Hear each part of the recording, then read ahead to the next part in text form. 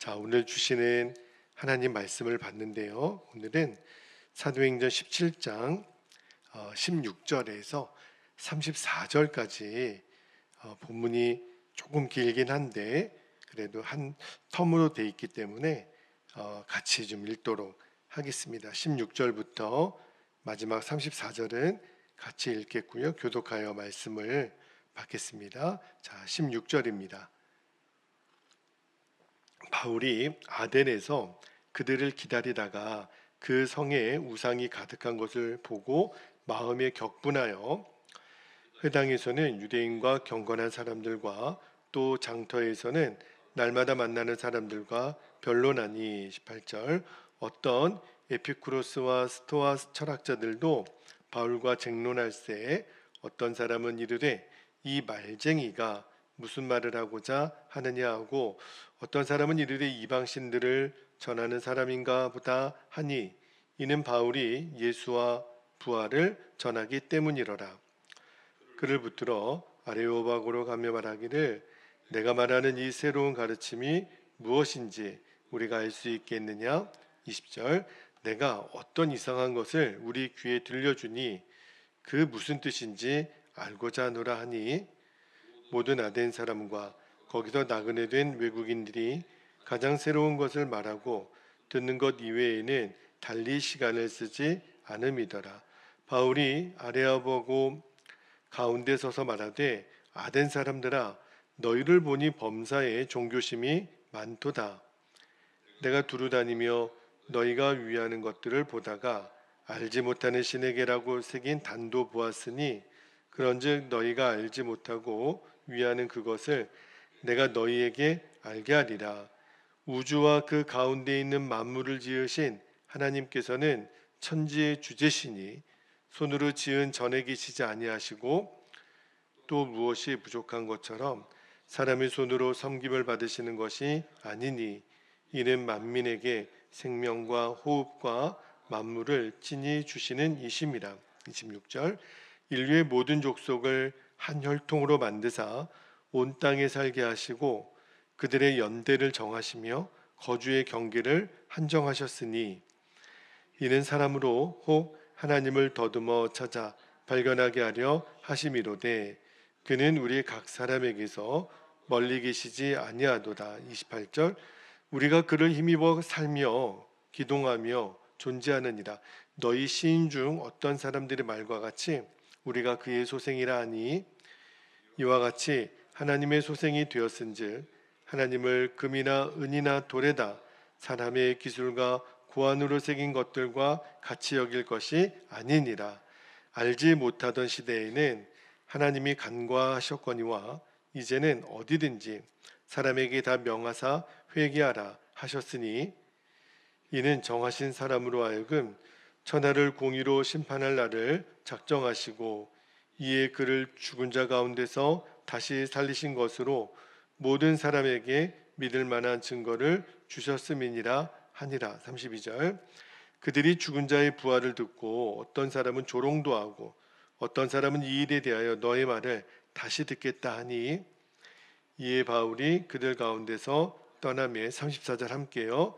몇 사람이 그를 가까이하여 믿으니 그 중에는 아레아보고 관리 디오누시오와 다말이라 하는 여자와 또 다른 사람들도 있었더라. 아멘. 하나님 말씀입니다.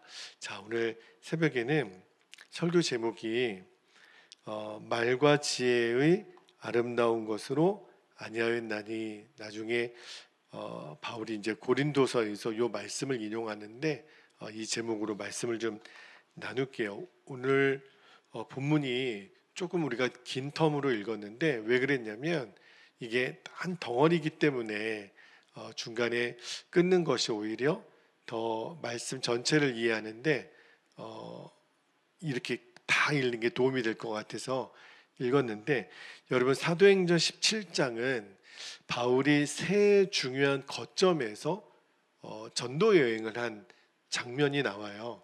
처음에가 데살로니가 기억나시죠? 무서운 3주 동안밖에 있을 수 없었던 무서운 핍박이 있었던 그 장소가 데살로니가, 거기 세워진 교회가 데살로니가 교회고, 그 다음에 어제 읽었던 베레아, 유대인들이 정말 간절한 마음으로 하나님을 받고 매일 날마다 말씀을 상고했던 그 베레아, 그리고 오늘 우리가 좀 길게 읽었던 아덴, 지금 그리스의 수도인 아테네를 옛날로 말로 아덴 이렇게 이야기를 했었죠. 자, 그런데 이 데살로니가 지역 그리고 베레아 지역, 거기는요 그래도 바울이 전도를 한 다음에 열매들이 굉장히 많았어요. 데살로니가는 3주밖에 있지 않았지만 그래도 그 헬라파 사람들, 또 경건한 사람들, 귀부인들이 예수님을 믿고 또 믿음, 소망, 사랑으로 소문난 교회가 데살로니가 교회였잖아요.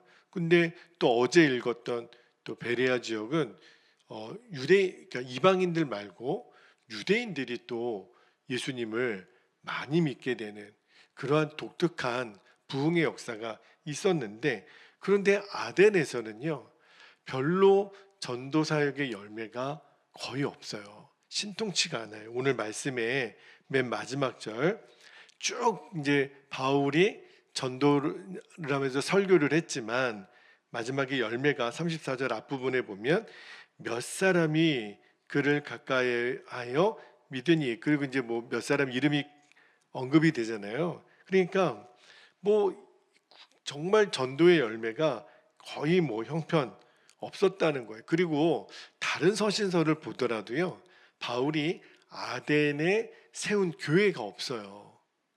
그러니까 혹자는 바울이 아덴에서의 선교는 실패했다 이렇게 평가하기도 하거든요.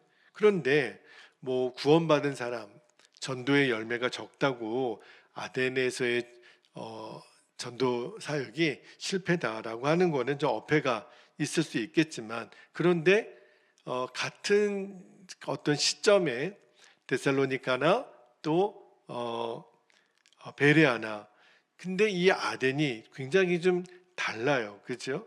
그러니까 어떤 점에서 이 바울의 사역의 열매가 이렇게 다른 차이가 있었을까 하는 거를 제가 이제 오늘 내일 이틀 동안 좀 나눠보려고 그러는데, 여러분 이미 우리가 보았지만 그 데살로니가나 베레아를 바울이 이렇게 떠날 수밖에 없었던 결정적인 이유가 뭐였죠?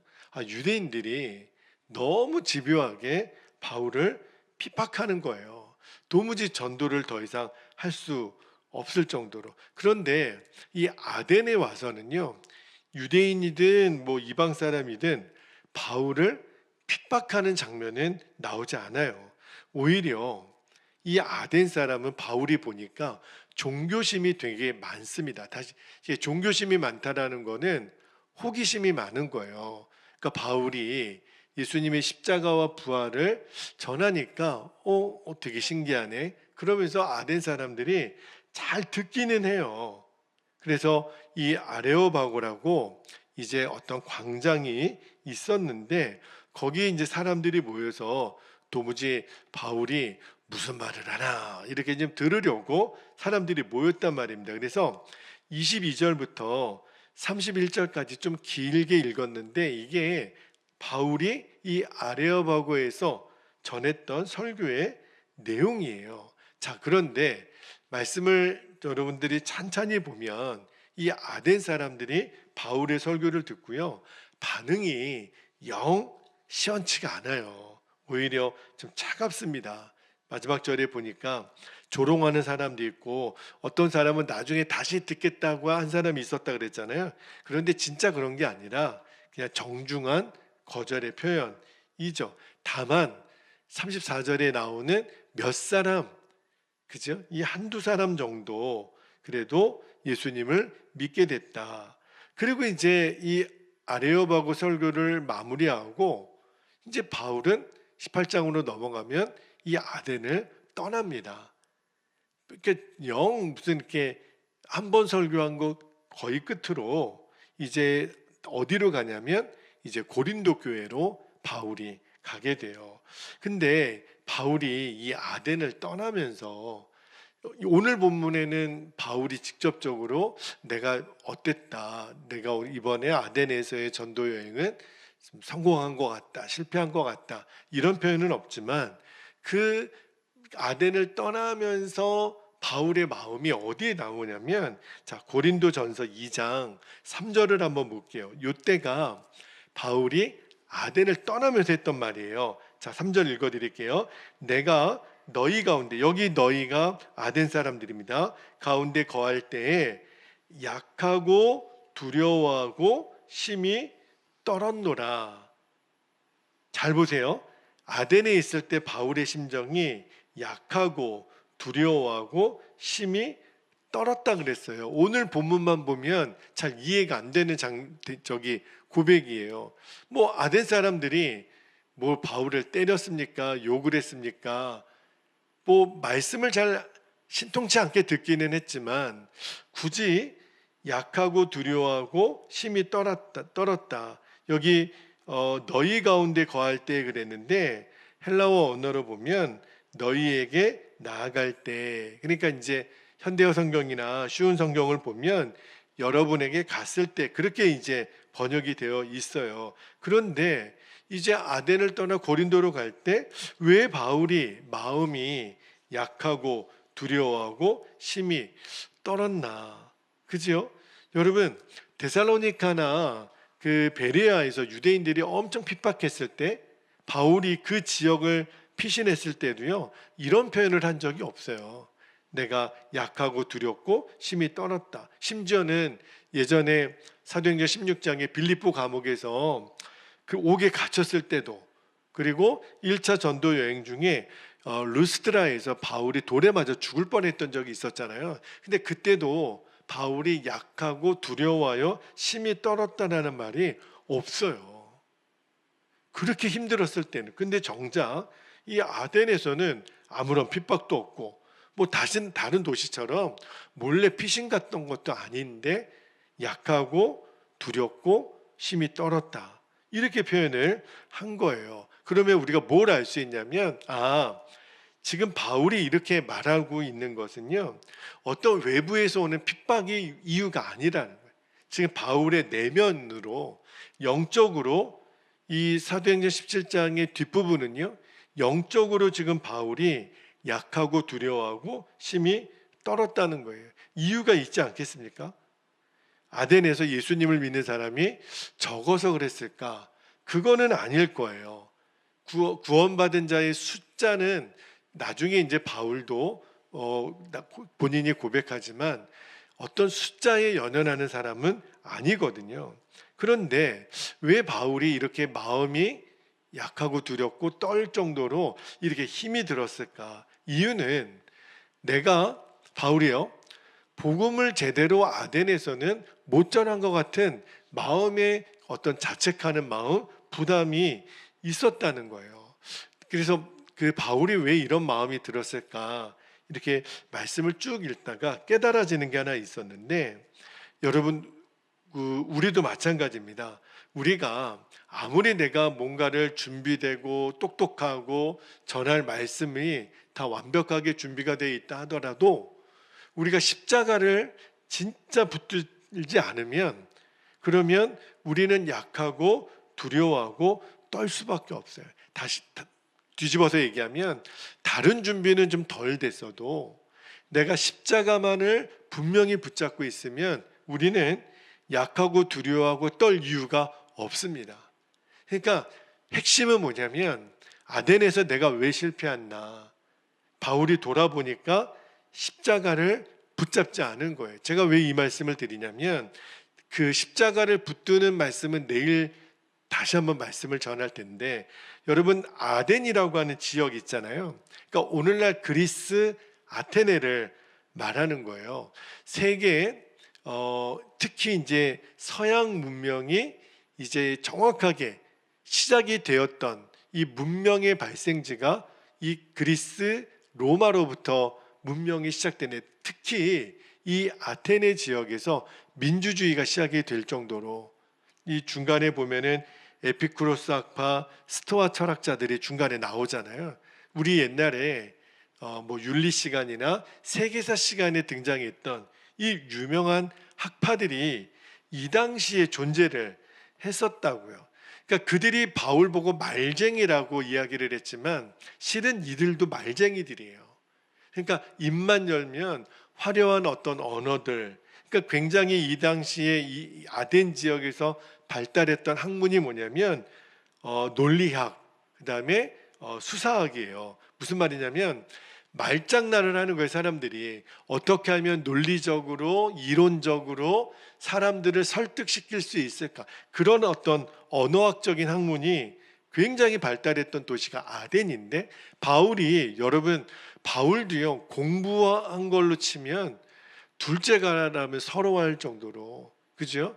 바울처럼 똑똑한 사람이 어디 있습니까? 오늘날로 치면 뭐 하버드나 동경대 수석 나온 사람이에요.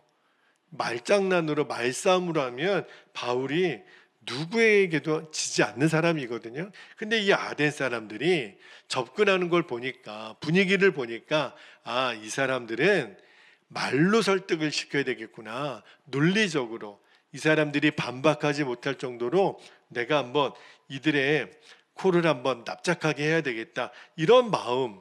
그러니까 학문과 철학의 도시니까 바울이 전도 방법을 그런 방법으로 선택을 했어요. 또 하나, 여러분 당시 이 아테네는요 굉장히 우상 숭배가 강했던 그 지역이에요. 예전에 성지순례를 가보니까 지금도요 어마어마한 신전들이 아직도 남아 있잖아요.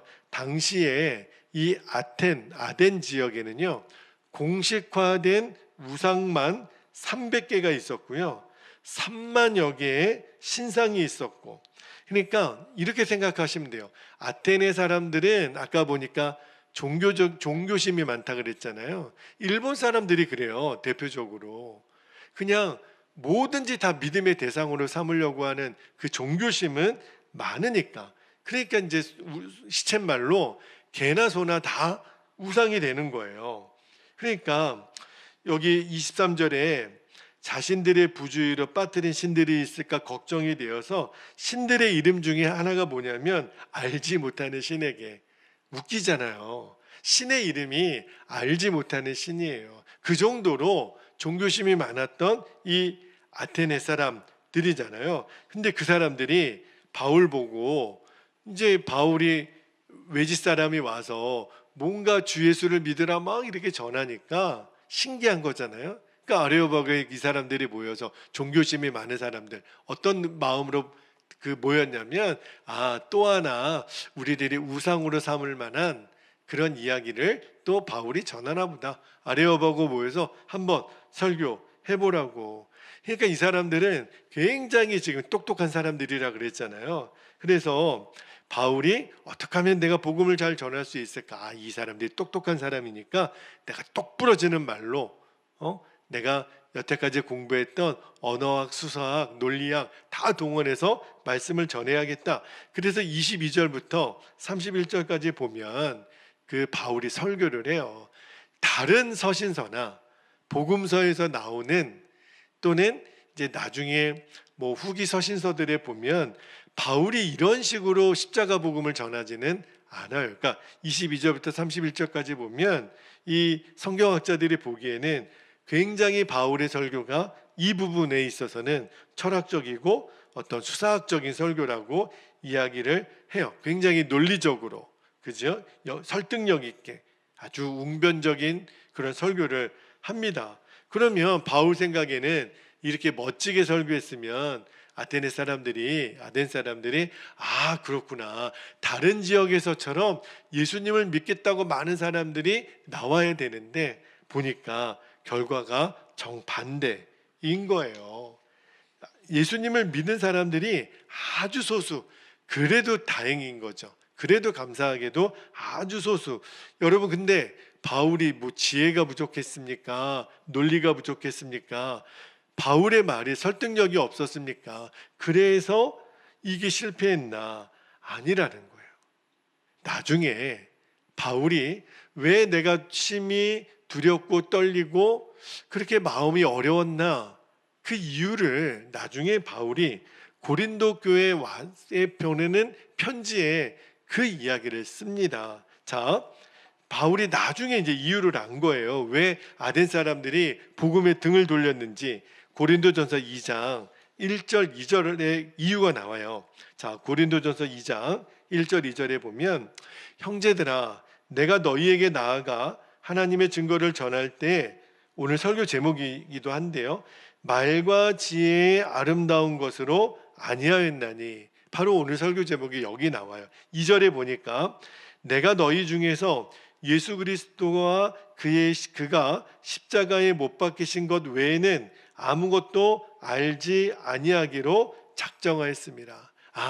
바울이 뭘 깨닫냐면, 차라리 내가 논리적으로 사람들이 말을 잘 안 알아듣게 이렇게 화려한 언어로 쓰지 말고 그냥 저는 여러분에게 예수 그리스도, 그리고 그분은 십자가에서 죽으셨습니다, 이 한마디만 차라리 하면은 더 나을 걸. 지금 그 얘기를 하는 거예요. 그러니까 바울이 뭘 깨달았냐면, 복음은 사람의 지혜로 깨닫는 것이 아니구나. 그죠? 그거 하나 깨달은 거예요. 그래서 고린도전서 1장 20절 21절에 보면 바울이 이렇게 얘기하잖아요. 볼게요. 20절에 지혜 있는 자가 어디 있느냐, 선비가 어디 있느냐, 이 세대의 변론가가 어디 있느냐, 하나님께서 이 세상의 지혜를 미련하게 하신 것이 아니냐.